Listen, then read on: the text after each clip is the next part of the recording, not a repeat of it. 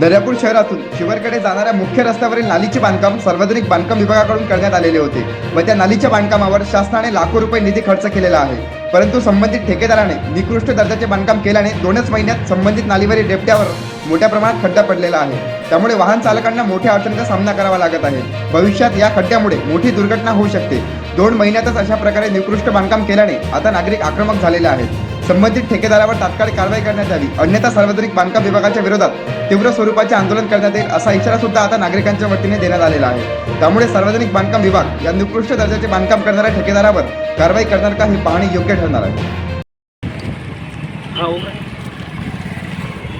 निकृष्ट दर्जाचं काम झालं। हा, निकृष्ट दर्जाचं इकडलं पट तिकडलं घ्या ना। हे मटेरियल आहे की नाही? मटेरियल आहे की नाही आहे?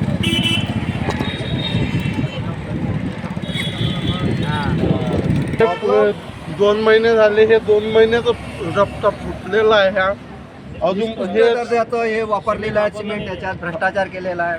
इथं इथं आहे जो कॉटन मार्केटचे ट्रक आहेत मोठमोठे, ते सर्व इथून जातात, त्यामुळे इथं हा गड्डा पडलेला आहे। इथं त्यांनी हे जे लेवल आहे नालीची, हे लेवल लावायला पाहिजे होती। इथं ट्रक येतात आणि इथं त्यांचा ऊट लागते, त्यामुळे ह्या इथं हे होऊन राहिलं आणि इथं ॲक्सिडेंट होऊन राहिले। 2 व्हीलरवाले रात्रीचे येतात, याच्यात गड्ड्यात जाऊन पडून राहिले, हे फसते त्यांच्या गाड आणि पडून राहिले। पण हे बांधकाम विभाग याच्यावर काही लक्षच देत नाही।